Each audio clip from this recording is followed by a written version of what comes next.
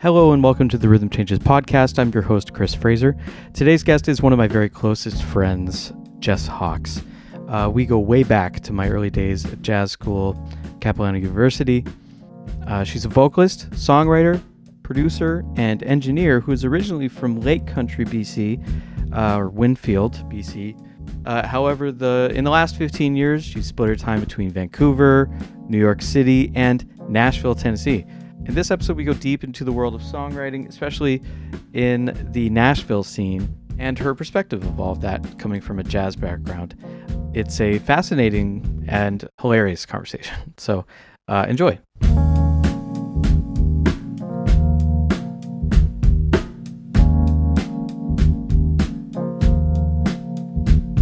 Well, here we are. Welcome to Canada. Oh, thank you. Actually, you've been here for a while. I've been here now. for maybe a hot little second. Yeah. Just hanging, having a baby. No big deal. You have a baby. You have a beautiful baby boy. Whatever. His name is Andy. And he's your husband. Oh, yeah. And the two of you made a beautiful baby boy. And his name is River. Yeah.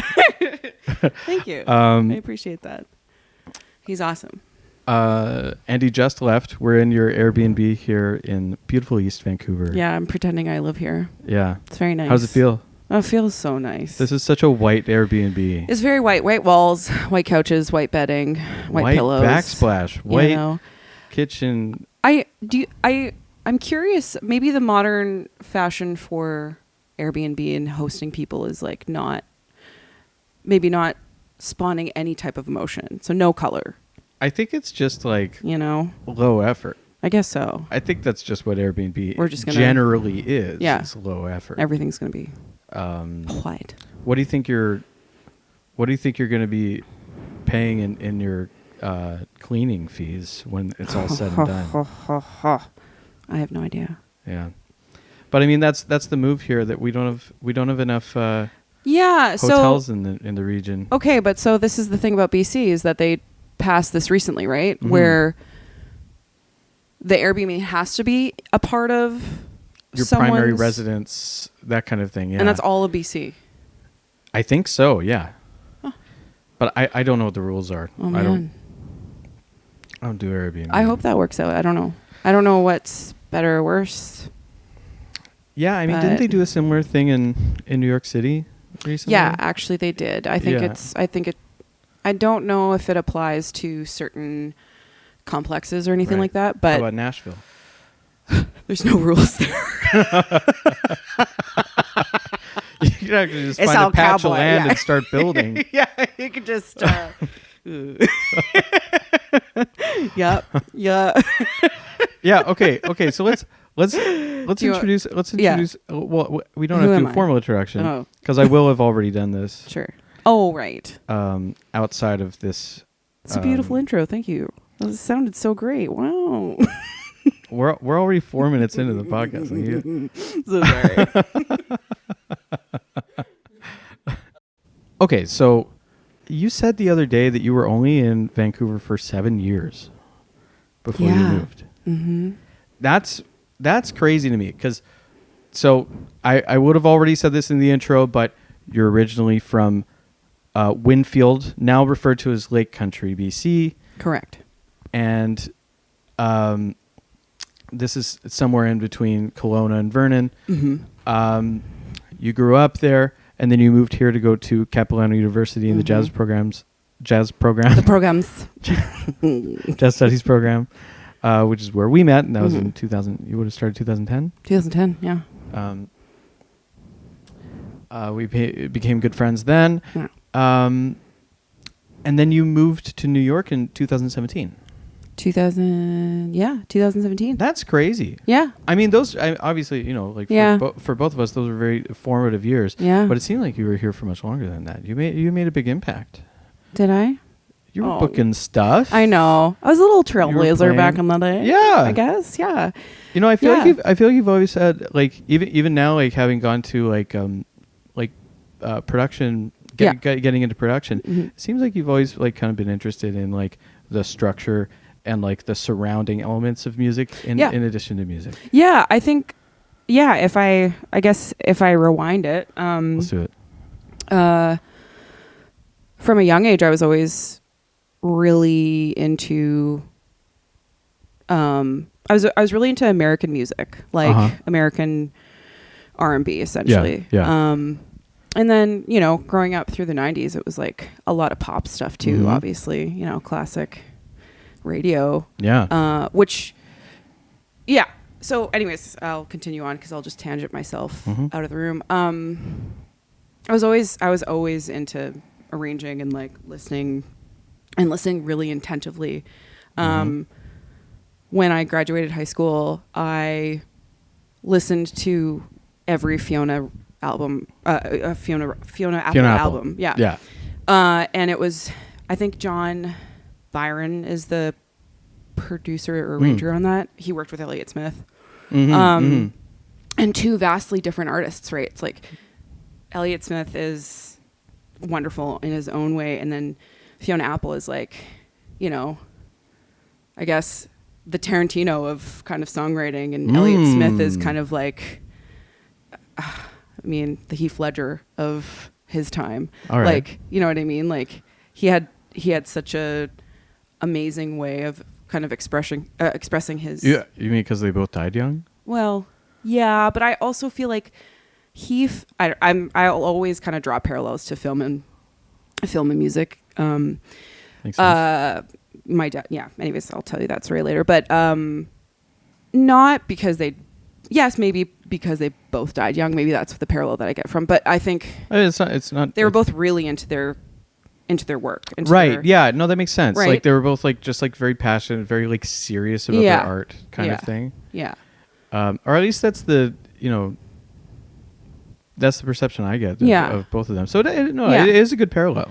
I was really when I started kind of like researching producers or like players on albums or anything and if everything like that, like I was just so pleasantly surprised that someone could be related to these two projects. Right. Yeah. That is cool. Yeah. It's like finding out, like, I remember finding out that like, you know, Rick Rubin was producing the Red Hot Chili Peppers, and then he was producing Johnny Cash. Yeah. Yeah. Exactly. Like recreating his career at the end there. Yeah. Yeah. So, yeah, and that kind of thing is just like, what? Yeah. Right? Like you can exist in both of those worlds. Yeah. Because especially if you grow up on radio, you are taught that music exists very specifically in genres, which I think that is starting to dissipate a little bit now with the way that people listen to music, with the options that they have and stuff. But I feel like, or like, you know, just buying CDs and stuff, like everything's separated into genres, obviously, like in old CD stores and stuff. So like you don't expect that someone can exist in both worlds, but obviously they have to, like, especially if you're an engineer. Well, and also like, you know, I think growing up, especially in our generation and being exposed to radio and what we're limited to, like what our parents listened to, right? And then when we finally had the tools or the technology to gain access to more music, then we kind of like find that. Yeah, totally. But yeah, I feel like what was I going with that? Sorry, what were we talking about? We were talking about how you can be more than one type of. You can be a musician and just exist in all genres. Yeah. I mean, I will say that, but then also in the same breath, like people do dedicate their lives, obviously. Well, yeah, I feel like, as a musician, obviously you can exist in multiple genres and stuff, but when you do that, usually it's at the expense of having a solo, I guess, like career, like where you're an artist per se. Sure. Yeah. Right. Yeah. In the, you know, music label sense, where you're an artist, you have your own music, your name is on it. You have to be attached to some kind of genre, brand, something for for people to, exactly, hang their hat on. But that's not to say it can't be done. No. But there was something, even you know, the idea of being like a session player or something like that always like intrigued me, because you could still find a way to be artistic, mm-hmm. but anonymous. Yeah. And like be on someone's. Totally. And I guess there's probably definitely a way of being able to be artistic but anonymous as an engineer. Oh, for sure. On that totally. side. Yeah. And yeah, and I think maybe some folks might see diversifying yourself and your practices kind of make you weaker, like you're a master of none. Mm-hmm. But I think it broadens your language, but it kind of is part of this larger narrative of like the melding of our music and our music cultures, mm-hmm. you know? And now we get to hear like really cool stuff, like Beyonce coming out with like a country record and all that kind of stuff. But, you know, yeah, as an engineer, if you have the availability. Well, it's just like Beyonce coming out with her country record. I know. Or Post Malone coming out with a country record. Oh, I know. Well, I have words. Well, yeah. Yeah. No, I mean, what's the great. Nashville? Well, let's just say it was probably handled the same way that Lil Nas Old Town Road was handled. Yeah. I think. Yeah. Because she wasn't at the CMAs, right? Yeah. So I'm not gonna. Well. Is everyone gonna come out with a country record? That's what I'm gonna ask. Yeah, probably. Yeah. Well, it's in right now. Yeah. Right. It's super in. And it's a thing, but I kind of peg the question, like, you know, the culture of country. Actually, Vox does a really good segment on this on Netflix. They have like that little series, and they have a little segment. What's it called, like Explained or something? Yeah, Explained. You Okay, got it. They have a little segment on country and the evolution of the record industry, and obviously the racial discrepancies of that, and how that does really continue to today. But I do think that, you know, it takes a long time for things to mend and things to heal. Yeah. But from where I stand and from participating in this wonderful community, like, it does feel like it's moving along. I work with a girl named Andrea Vasquez, and she's a Latin country artist. Mm-hmm. And that's a huge thing that's kind of happening right now, which is really great. It's good. It's nice to see. That's cool. It is really cool. Yeah, it's really cool. And, you know, she, talks about her journey, kind of representing that, and just kind of being obviously being like a country kind of pop artist, but like within that vein, and speaking Spanish. And I think it's a lot better, but I also haven't been there for 9 months. Yeah. So I don't know what it's like currently. Can it change that quickly? How long were you in Nashville for? 3 years. Okay. Yeah. I mean, during COVID. Yeah, during COVID, 2021. Yeah, I mean, I don't know. It's all I have to say about that is, like, Nashville, out of all cities that I've lived in, New York, I've lived here in Nashville now. And Nashville's music scene is so beautiful and community oriented. Cool. Yeah. In a way that's unique? Yes. Actually, yeah, I would say. Like, what do you mean? Well, I think a lot of people are surprised, firstly, when they ask, like, "Oh, are you in country?" And I'm like, "No, not really exclusively down there. Like, it's not just country music. Yeah, everything's there, you know."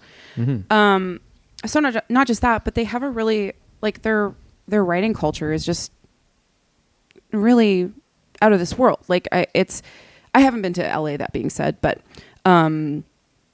you know, they have these Nashville writing rounds where... Yeah. Can you describe what that is? Yeah. So a Nashville writing round is just kind of like a traditional round of singer-songwriters sharing a new tune. Okay. So each, there'll be like 4 or 5 writers on stage, and each person will share a tune in in a row. Oh, this is a public thing. It's a public thing. It's like a really, it's a show that you go to. Oh, okay. Yeah. And it's also kind of the way that writers kind of get discovered in Nashville and how artists also get discovered. Like Taylor Swift. So is this, it's not an open mic.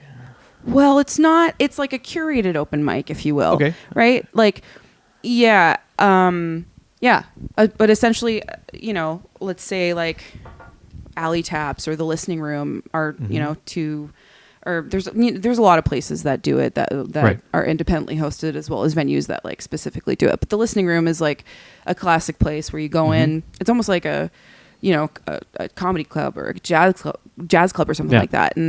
And you go in and the whole evening is just like 5:00 show. We got a writers round, 4 writers, 7:30 show. We got 5 writers, like late night show. We got 5 writers. Okay. And everyone is there to consume and listen to original music. That's cool. Which is really, really cool.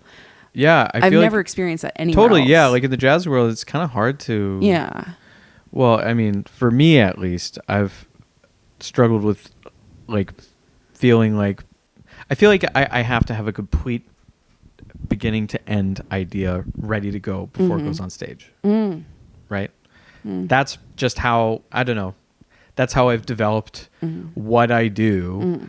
And like I've been in like the jazz scene here for over 10 years now, and I only this year played my first show where it was all my original music. Oh, wild. Yeah.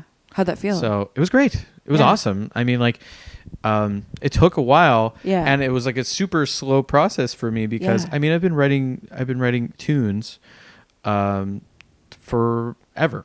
Yeah. Like since I was, since I started playing guitar, I've been like trying to like compose music on the guitar. Yeah.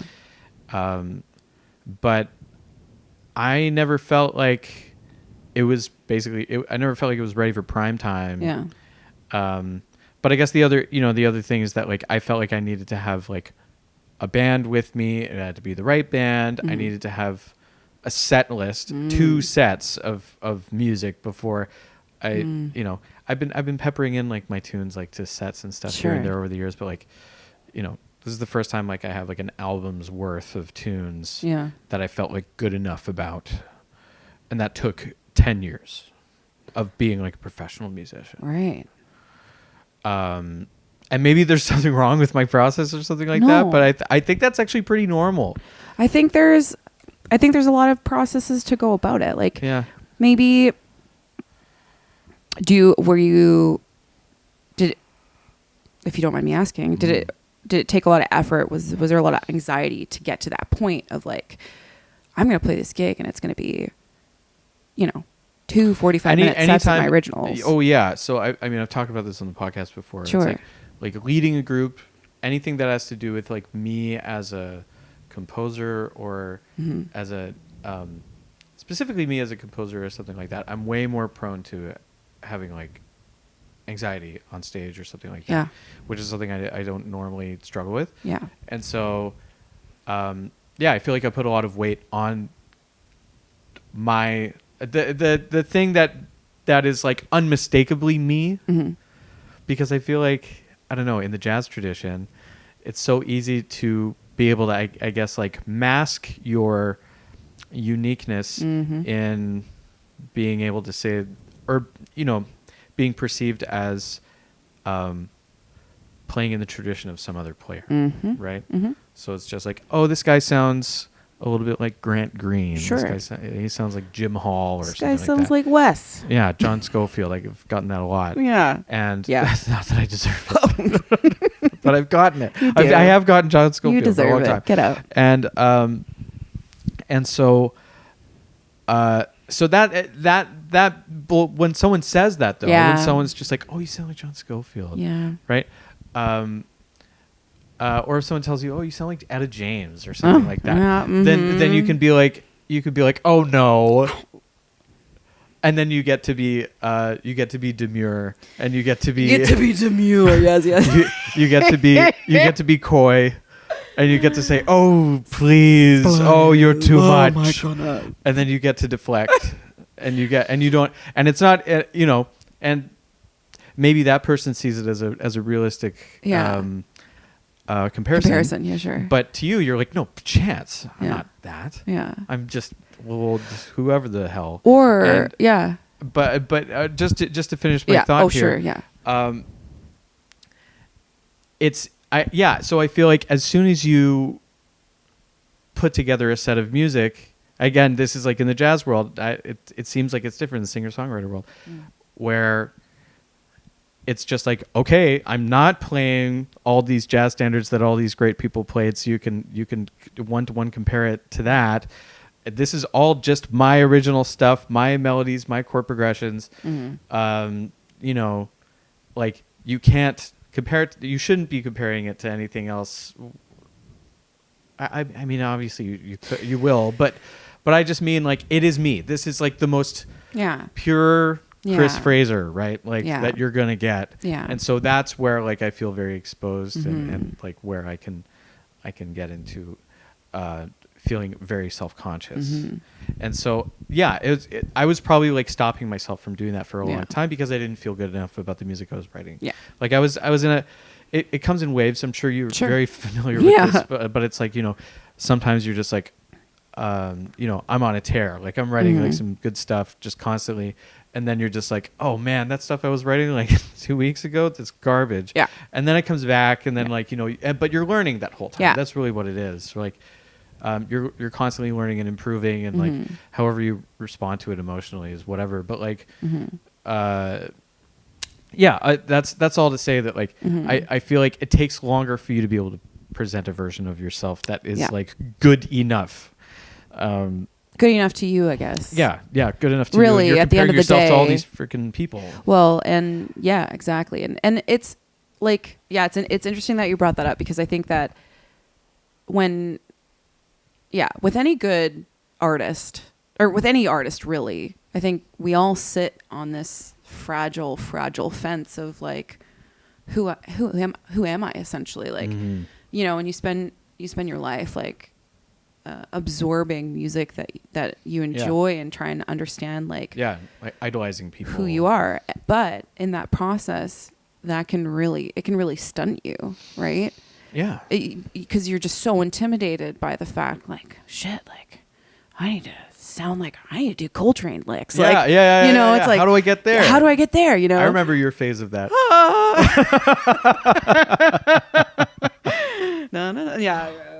Yeah, that was a fun tune. Yeah, in a spin. I'm in a spin without you. Yeah, Joe Laurie. Yeah, that's a crazy. She's a monster. It's really she's always cool. a monster. Yeah, she's great. But that's just like it's such a fragile. Us artists have such fragile ecosystems, Yeah. And like at any point, that little bubble of someone just being like, "You sound like Wes," or like blah blah blah, or this happened a lot to me actually, especially when I got to New York. I'm not like being insulting in any way. Yeah. In what we call commercial music, what us geezer jazzers would call, just in commercial music, I think sometimes jazz can be like a curse word. Okay. And it's not just technically a bad thing, but I think in monetary land, it's hard to monetize. Yeah. It's. No, I get it. Yeah. Because it's like it's a sound that, like if I'm understanding you, it's like if something sounds jazzy, then suddenly it's adding a level of. Sophistication, I guess? Or maybe even just like something that can alienate the listener. Yes, exactly. So when people started listening to my voice, they didn't know they didn't understand me, and they would say Nora Jones, and I would bawl. I'd be like, fuck. Okay, if you know me, I love Nora. I love Nora. Love Nora Jones. Don't get me wrong, I love Nora, but you don't sound like I'm not Nora Jones. Yeah, and that was a funny thing, and I think as you grow as an artist and get older in your life, there has to be a point where, maybe you give yourself some grace and you're like, oh, okay, this next album, like, it's not going to take me 10 years to write. I'm a hypocrite saying that, by the way. Like, I have like hundreds of songs that are unreleased and shit that sounds like everything and anything. And, you know, and it's because of this, you know, I guess these feelings that I have that have haunted me in the sense of like, what box do I put myself in? Yeah. And you shouldn't. Totally, yeah. And I've definitely having my kid has definitely made me realize that, but also, you know, being exposed to the artists that Andy, my husband, works with, and kind of like seeing how they function in the industry, and, you know, they have the same struggles too, you know? Yeah. Obviously we all have the same struggles. We all are, you know, aching for this thing of wanting to break out from the box. Like we're not the box. Yeah. You know? But the box is there. It's societally there. You can't ignore the box. Yeah. I remember when we talked about that, like improvise, or maybe you weren't there, but it was for one of Jared's like free improvising classes, and we had Jared someone, Bros. Mr. Jared Bros. Yeah. Dr. Jared Bros. Oh shoot, Doctor. So sorry, Doctor. Carry on. But we had a guest come in, and he said the framework is always there. You know, like if you're free improvising, you're still always against this idea of melody and time and space. Ooh. You know, I like that. Yeah, we're always against this, like the time and space. That's deep. It is, isn't it? That's really good, actually. Super deep. Because it's true. It's just like there's like as soon as I guess the brain starts perceiving music happening. Yeah.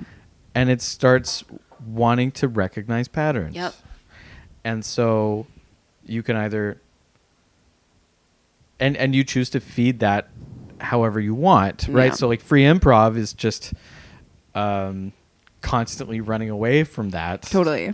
Or trying to. But it's still there. Yeah, but also you can like give in. Yeah. Yeah. And that's cool too. Mm-hmm. But I guess, you know, you choose your moment, or you don't let it happen, or you let it happen in a way that is not defined normally as melody. But anyway, I only started doing free improv gigs like once in a while, like in the last year. Yeah. And like, oh, you're doing them? I did. I've played a little bit. A couple times here and there. Yeah. Is there something like 1067 here again, or? Yeah, there's a venue called 8 East. Is that a Cole thing? It's a Lisa K. Miller thing. Oh, neat. Yeah. Oh, great. And so I played with her there. I played sick. with her group Hajir's Brew. Oh, yeah, I remember that. And that was a blast. Yeah. That was really cool. Cool. And I probably did too much. Whatever. I probably got a little too excited in that band, but you know what? I did it. It was great. Yeah. But yeah, that I love that. Yeah, you're always fighting something. You're always fighting something. Especially us little angsty artsy kids, you know? Yeah. We're just like that's true. Always fighting. I'm fighting pretension. Yeah. But I'm also fighting the idea that people might think that I'm simple-minded. Sure. Ignorance. Yeah. Sure. Yeah. And so I exist in a completely different level of pretension. Yeah. Right. That is somehow ironically detached, but also earnest.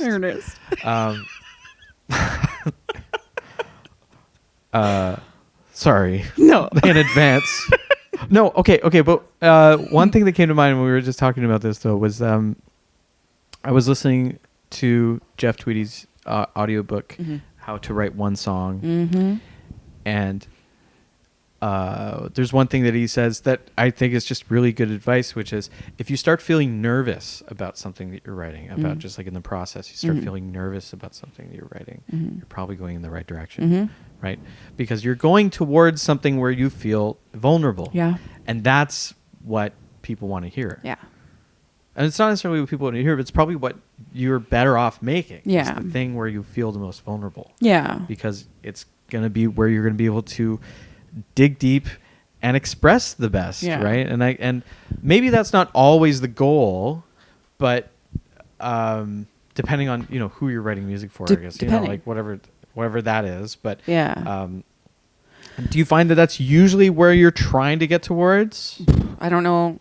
Trying. I mean, it just happens. Yeah. Yeah. But especially we actually talked about this a little bit the other day, but I drew comparison between the jazz artist and maybe the pop or like the commercial artist. Mm-hmm. And the jazz artist, usually, unless, I don't know. Yeah. Usually composes alone. Usually composes their Yeah. And so that fear that you're talking about, that vulnerability, that like the uncomfortable feeling that you get when you're writing in contemporary music, usually not all the time, but a lot of the time people co-write. Yeah. And that is a huge opportunity to be uncomfortable. Yeah. And that's something I discovered in New York, falling into this community of people that were kind of like went to Berkeley and or kind of like in the industry in a different way. Mm-hmm. They went to I met Charles Myers, who's from Nashville in New York, which is hilarious that happened. But we had a mutual friend. But he's awesome.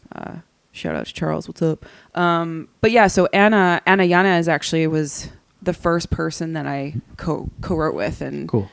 When I got to New York, and we met at a Flywheel, because like everyone that is serving or in hospitality is some sort of artist. So most of the cyclists were either songwriters or they were theater kids. Right. And it was awesome. And Evan Gia is an artist who also worked at Flywheel. So Anna gave me this opportunity to write with her. Yeah. And it was the first time I got to experience kind of like this Berkeley method of songwriting.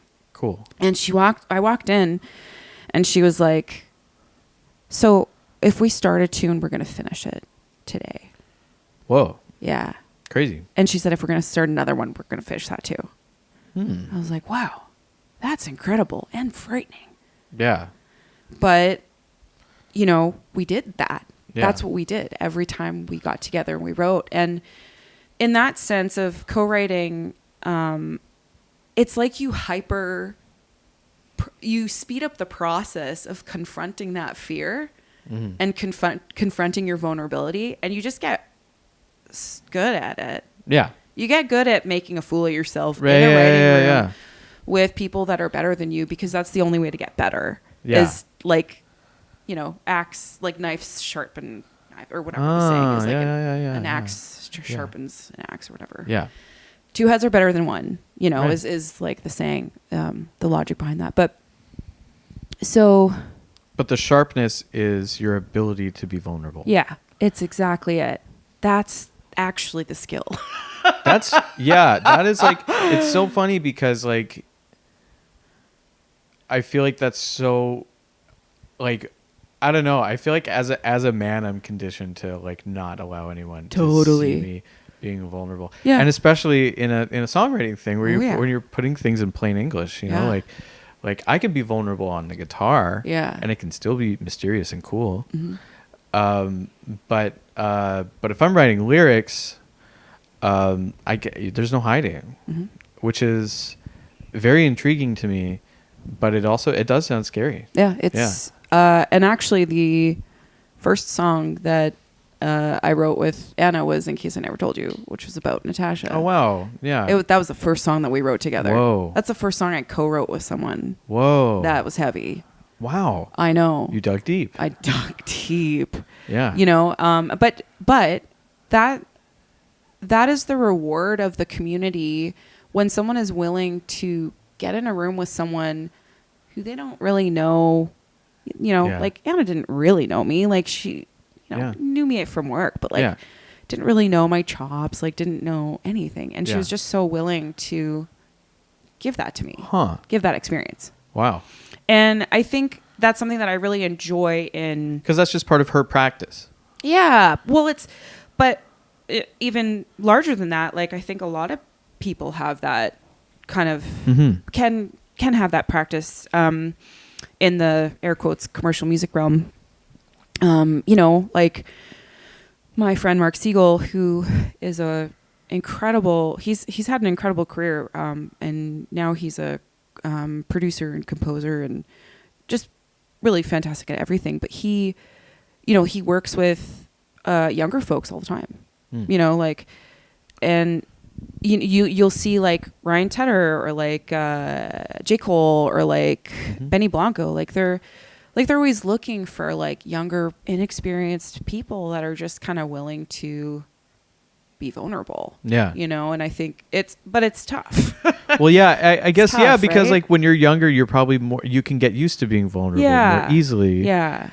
But, you know, the older you get and the longer you spend protecting yourself, then it's probably harder to break yourself out of that. And also the older you get, the more experiences you have and the more things you have to be vulnerable about. So that makes sense. It makes sense to get in early, but it also makes sense why older people's music can kind of like hit harder. Yeah. Right. It's an all-encompassing community. See, it's easy to get vulnerable about getting broken up with. Totally. Yeah. Yeah. But then, like, you don't make a song about your dead friend. It's yeah, I know. Yeah, I know, right? I know. That was she was like Sony. I think she was about to be Sony signed too. Oh, so really? And you know, that was a risk for her. Like, I'm a no name. Like, you know, she's a writer. Like, that's another thing, right? It's like I'm like a, you know, potpourri, multifaceted kind of master of none, and then you have people in the industry that are just writers, you know. Anna's just a writer, you know. A lot of people that are just writers. Actually, there's even people that are wordsmiths, or I was told that, like, wait, that's their job is just wordsmithing? Just wordsmithing. I'm not kidding. Yeah. Like, there'll be these big songwriting camps. Okay. It's usually for maybe like a production, someone who is on a label or some sort of thing. Yeah. And there's these writing camps, and it's like 10 people. And there's always like a producer talent in there. There's a few people that are like melodists, like, and then you got like your wordsmith. Okay. And then some people like Ariana Grande, I've heard, I think this is correct, but Ariana, she's a singer. She's a vocalist. Ah. I imagine she's very big. She's actually tiny, but yeah. I'm not following. But I believe I've heard that when people are writing for Ariana, they consider her timbre and they consider the vowel shapes of the end of tunes, of the end of words, in order to propel her into her whatever melisma she's doing. Yeah. You don't want to make her. She can't go lover. Yeah. Yeah. She could. You know, she's like, I bet she could. Yeah. I bet she could rock an R. She could rock a hard R. If anyone. This is so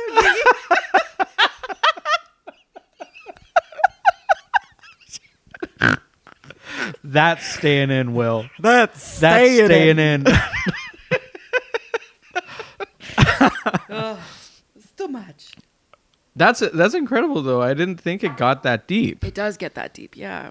So what is it? Okay, but like, what is a wordsmith? Like, what's an example of something a wordsmith might do? They might take a word that, like, let's say the writers. So I'm just imagining a guy being like, water, ice. But yeah, steam. Honestly, really? Yeah, I'm not kidding you. Okay. I'm not kidding. It's like wow, this guy, the human walking synonym. the rhymesome guy. Yeah. You know. Okay. Yeah. So, you know, you just get. Yeah, this is actually something we did talk about the other day too, when I was drawing comparisons between, you know, the jazz artist and the commercial music person. But you have this, you know, refined language in jazz. Yeah. You know, I'd say, I don't know. It does exist differently in each country. Mm-hmm. You know, like you have, I think it exists quite academically here. Okay. And in America, it is part of cultures. Like, you know, you get jazz players that don't go to university. Yeah. But for the most part, there is with the jazz artists or jazz musicians, they, you know, like they understand the bebop language or they understand chord harmony structure. In commercial land, it's the Wild West, you know, but everyone has skills. Everyone that makes their way up, like, or, you know, figures it out, they have skills that work for them. They have something they can contribute. Yeah. So, like, for example, like someone like me who has only known the sort of jazz world language of music, how prepared am I to be able to just be dropped into the Nashville singer-songwriter scene? So prepared. Okay. But there might be isms, like there's definitely like Nashville guitar language, you know, like, oh yeah. Yeah. There's a Nashville sound. Yeah. You know, so you might need to brush up on your players there. Like, yeah. And a lot of the session players have been there forever. Like, I think it was, I forget his name. I'm so bad with names right now. I also have mom brain, but Dan Arbach, there's a gentleman who was like Elvis's keys player. Wow. And like those kind of session players, like folks who were kind of making the records some are still around, and a lot of people are being informed by that too down there. Right. Yeah. Right. So if you were dropped there, you totally get by. Mm-hmm. You know chords, but you might not know the number system, but you'd figure it out. It's just numbers. It's like, well, is it kind of like the figured bass type thing? No. Oh. I mean, some people, it's honestly all over the place. Like, okay, it kind of depends on the person. Like a lot of the time I'd say 50% of the time I see charts that are chord names, like D minor, okay, you know, A major, blah, blah, blah, all that stuff. And then half the time I just see numbers like 1, 4, 5, 1, you know, that kind of thing. And if it's like a slash the key chord, is just whatever. Like the key is like whatever the singer wants to sing, or like they usually are on the same page as what key it is. Okay. Yeah. Like let's say I was doing a session with a band during my program, and they brought charts in, and actually it was there's this the artist brought in kind of like charts with numbers, and then he kind of notated like some end rhythms.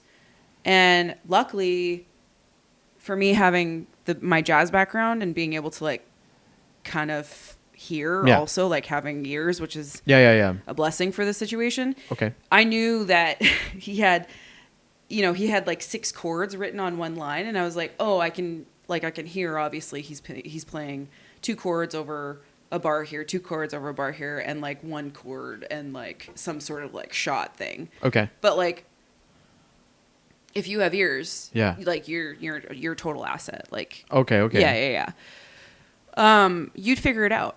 But what would be different is that you would have to be a part of that listening historical echo chamber of just getting the isms.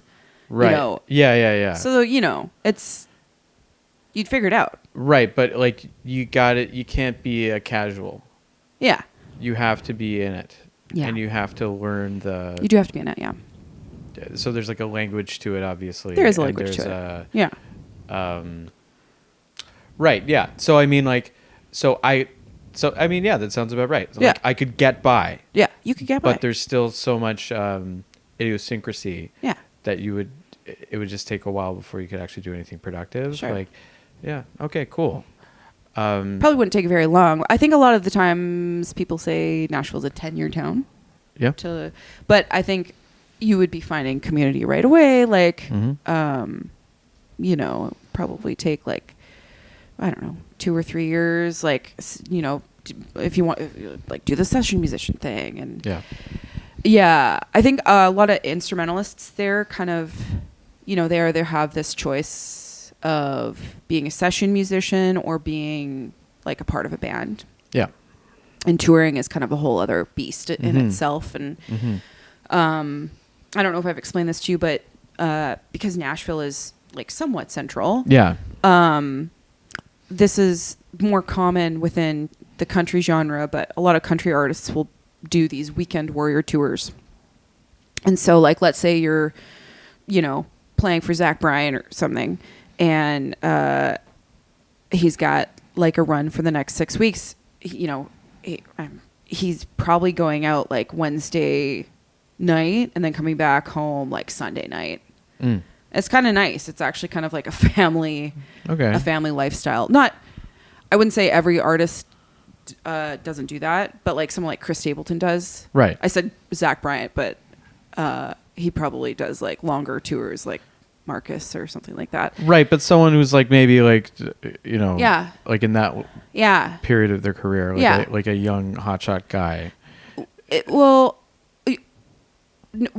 no, I would say that is more of a traditional country format version of touring. Okay. It's kind of like the everyman job of the gig. Oh, okay. You know what I mean? Like, I guess I'm just speaking in terms of like how musicians can function there, right? And how people like gig there.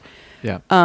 Again, so they're either like touring with a band, like they're dedicated to playing with band, or they're dedicated to session work, or they're dedicated to Broadway specifically. Oh. And Broadway's a whole other thing.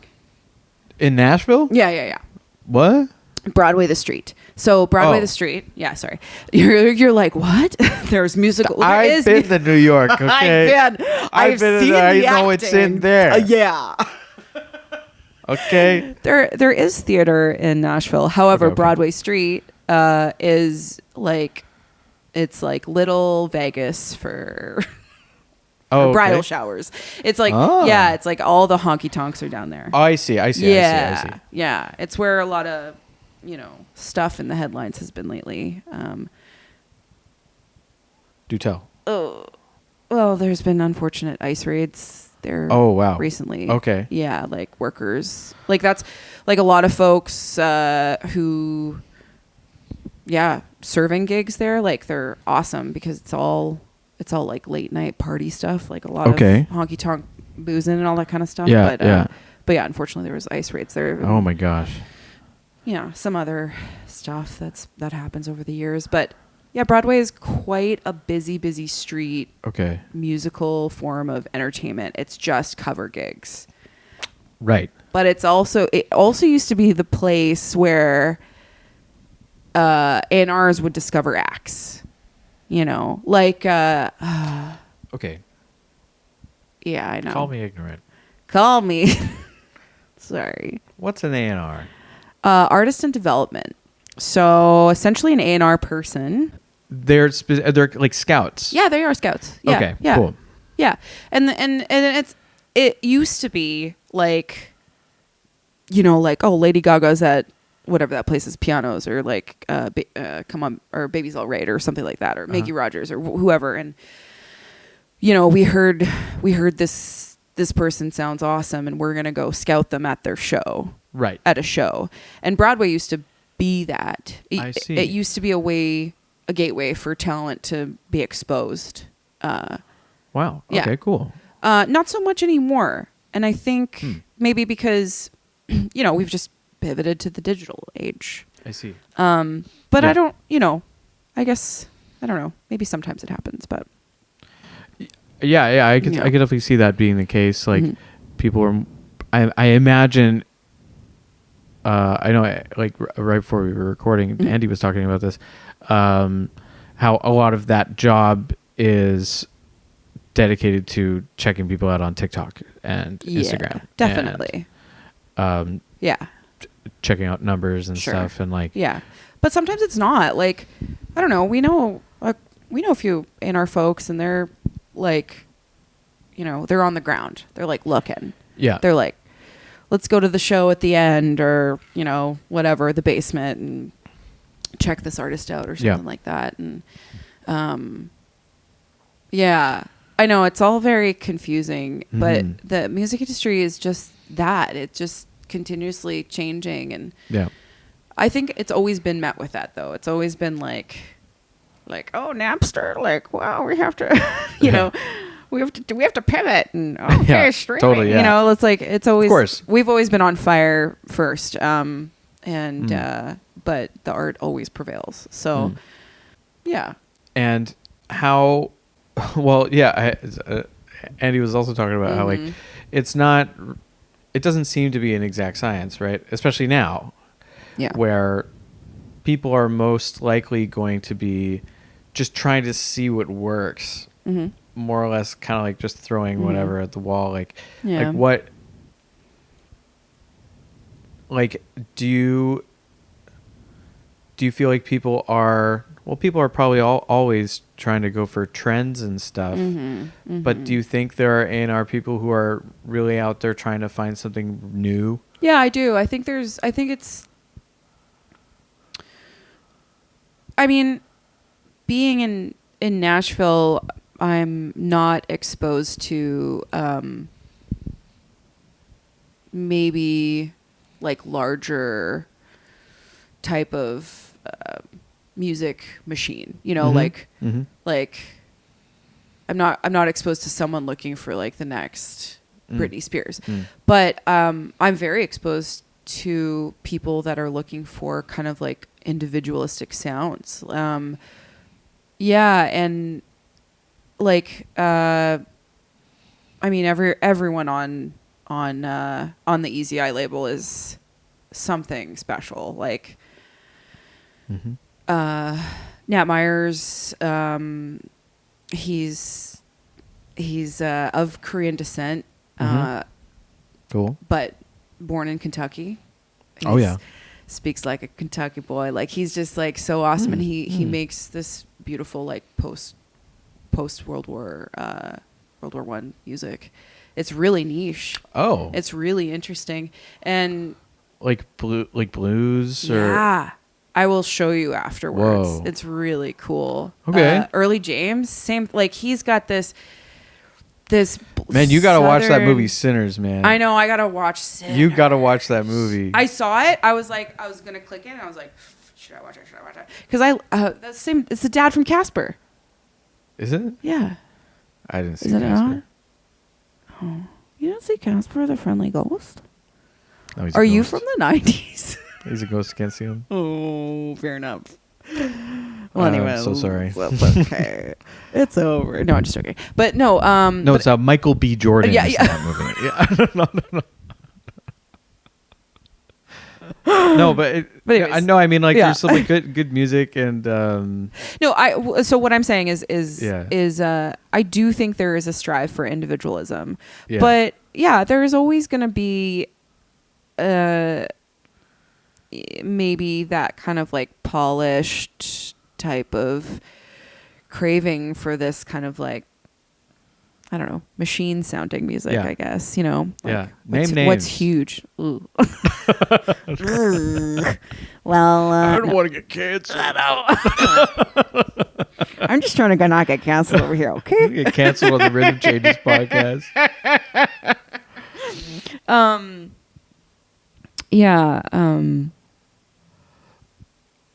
I mean, like, I guess you got to play the game. Yeah. Right? It's like anything else. Whatever that means. Yeah. You got to play the game. You got to, or don't. What, you know? Like, what would you say are like what would you say is like the standard for like someone's demo? Yeah, I mean, it needs to be 95% there. What do you mean? You know, when someone's still sending in demo tapes? Sure. Yeah. Oh God, you know, J. Cole, like, he will answer your message. It was crazy. He did that once to me, and I was like, whoa. Like, he was like, you have a beautiful voice, and I was like, oh. Wow. I had no really? Yeah. Super down to earth J. Cole. guy. Yeah, J. Cole, what's up? I think Benny Blanco still does that too.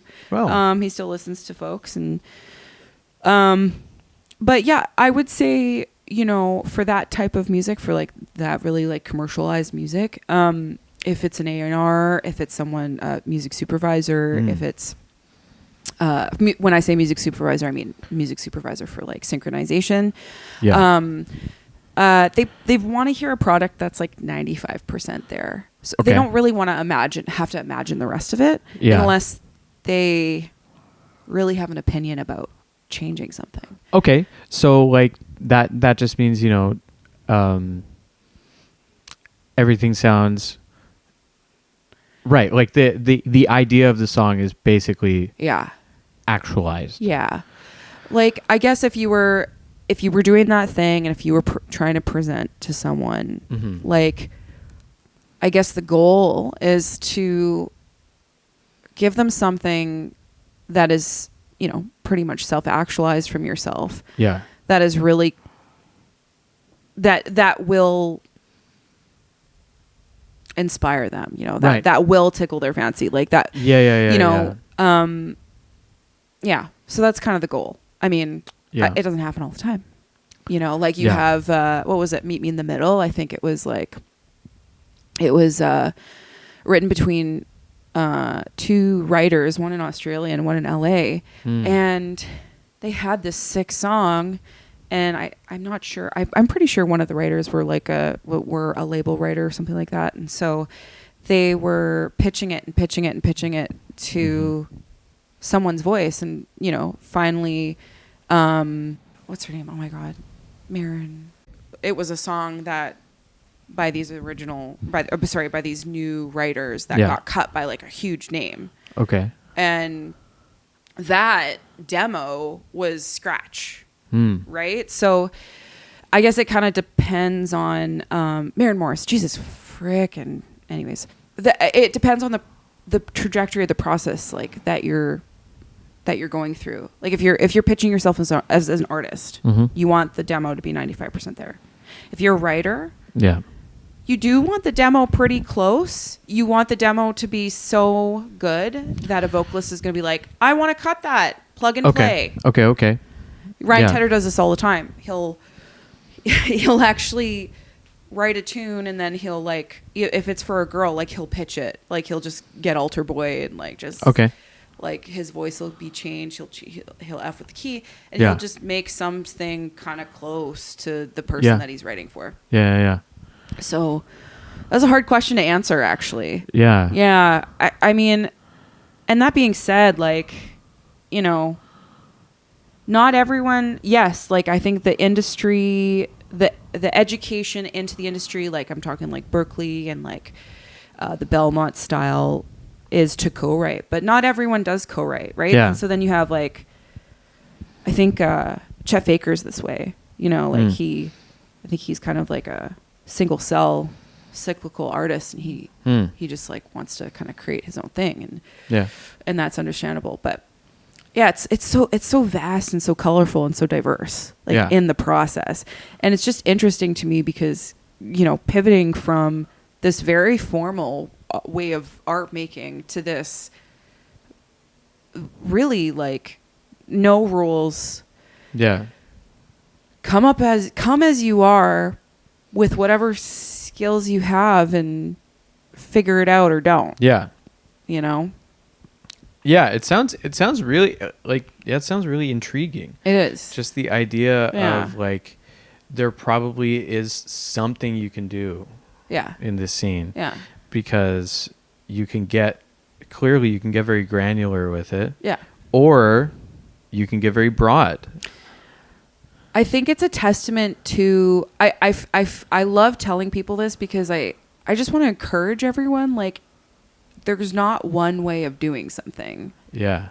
There's no formula to this shit. Yeah. You know, I think just from our background, like maybe there is a bit of this formula to propel academically. Like, you know, like wanting to go through jazz school and then maybe teaching your master's, maybe doing this, maybe doing a paper, or doing tour. There was a little bit of a formula there, and there is safety in that. And also like in Canada, like having the ability to like get grants or like apply for BAMF or Factor or anything like that. Like that's really interesting, and it's awesome. And there's difficulties in that too. But yeah, with commercial music, it's just a lovely shit show. Yeah. Like, well, it does make sense though, how that process that you were describing of we're going to finish writing the song today. Yeah. Right. That sounds so shocking to me. Yeah. But also at the same time, it's like, well, that, I mean, if you're a songwriter, that's what you do. Yeah. So like you write a song. I think, you know, and it's not something you have to agonize over. Totally. Because the object is to create a thing, just like make a thing. And then there's a bunch of other stuff that goes into it. Yeah. So you have to have the idea first. Yeah. And it needs to be on paper. Yeah. And so, because I think, like you, in my world, you have the suffering over your art. Yeah. And you either relish it or you hate it. And either way, it's suffering. Right? And I think art is suffering either way, right? Like you know, like you're like you know, maybe sometimes it feels like you're forcing yourself to write a song. Yeah. Like if you have like one of those sessions, or like you're not in love with the premise. Yeah. I imagine, you know, you could run into that, and but it's just like, well, we're finishing. We're finishing the song, right? I ate that up. Yeah. My personality type was like, oh my God, I'm so scared, but you're telling me that I'm allowed to finish a song today. Yeah. And we're just going to finish it. Like, that's so much less pressure, actually. And I think retelling yourself also. Yeah, because it's like, get over yourself. Yeah, get over it. We're just writing a song. Get over it. We're just writing a song. Yeah. Also, you know, you can write a song about the same thing over and over and over again. And I think a lot of people forget that. Like, they're kind of like, this thing happened to me and I want to write a song about it. Yeah. And it's like, okay, that's the song about that. It's like, well, what about like the perspective of you going through that thing, or the perspective of the present of you before going through that thing, or the perspective of you in the future, looking retroly at that thing, like, you know, so we have all these ways of putting ourselves down and kind of like talking ourselves out of being creative. Yeah. You know, that's interesting too. Yeah. I never, that doesn't even occur to me. The idea of like it being present tense or past tense or anything like that. But of course. Yeah. And now I'm going to analyze every single song that I listen to in that way, right? Like, oh wow, yeah, it's not I wish I did or something, right? Like, like, oh wow, yeah, that's, you're totally right. Yeah. Or even not being you, going through that situation and just not being you. Yeah. That's another thing. People giving themselves permission to be someone else completely when they're writing. Yeah. Just have like it be sort of a fantasy thing. Yeah. That's cool too. And I think that's kind of that's also the trick, is like you kind of have to play up a character, and like that could be the same in instrumental music as well, right? Where you're just like, is this really a true reflection of my exact personality? Probably not. Right.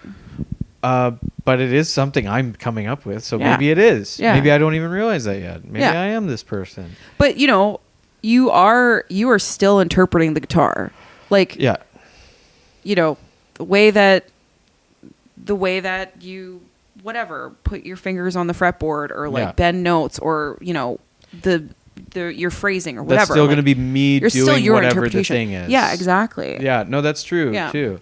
And there's value to that, and I think it's really easy to discount that, where you're like, oh well, that's just me. It's not the thing that I idolize. And well, commercial music probably is also really good at ripping off the Band-Aid of being like, you are a product. Yeah. Right? You have to be okay with the idea of like selling people on the idea of you. Yeah. I'm not saying that like, look, we're in 2025. Like, you don't have to be a product. Like, if you want, you can. Yeah. If you want, you can, go through the label thing or whatever. Mm-hmm, but there's a lot of different ways to be a creative artist writing music, and it's not for the spotlight of consumption. Like, synchronization is a thing too, and like, I don't know. I think the more I'm in the industry, as Andy said, the more I learn that I don't know anything about it. Yeah. But also, anything, like, you can be a jazz musician who, like, composes music and maybe gets signed to like a synchronization company and then has like some sort of like punk band on the side, or like, like what, like you could do whatever, maybe, whatever you want, do whatever you want. Totally. But if you want to go down that route of kind of being a product, there are things, and Chaperone's very vocal about that process right now. Right. And I think that is quite interesting. Yeah, that's true. That's a good example of like, creating a character. It doesn't have to be me, right? Yeah. And but at the same time, she is like very much herself. Yeah. So, very much herself. Yeah. Yeah, no, you're right, and it's easier to sell a character. Yeah. It doesn't have to be you. Yeah. But I just mean that, like, you still are attaching a part of yourself to it. Yeah, right? yeah. And so you can't fully detach. No. There's a part of you that is it, and like, yeah. Mm-hmm. But yeah, like just the idea of being able to commodify the art that you're making involves you needing to convince somebody else that it's good, good enough to make them do the thing that you want to do with it. But anyway, I think we're getting a little. I know. I could talk. Yeah. Yeah. I was like, you said the word good, and I was like,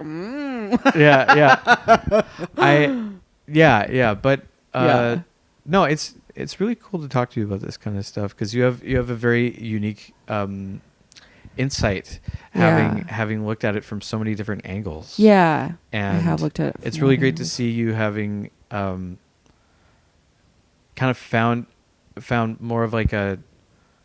It seems like you found your home in Nashville. I mean, you've been back in Lake Country just tending to the baby. Babies, yeah. But it's no, it's like really cool to see that you've been like kind of going into this scene and like and doing what you're doing. So it's really nice to have you back here and to talk to you. Thank you. Much appreciated. Thanks for joining me.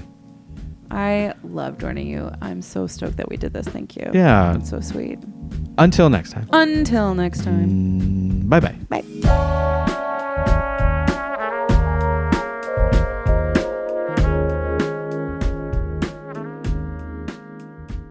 Thanks again to Jess for joining me while she and her little family were on vacation here in Vancouver.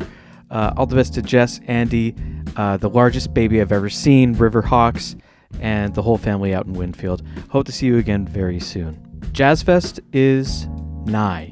If you haven't seen already, Will has reported a record 400 plus shows on the gig list for the month of June 2025. That's the most we've ever seen in 1 month since the beginning of the gig list in 2022. There is so much music to see this month.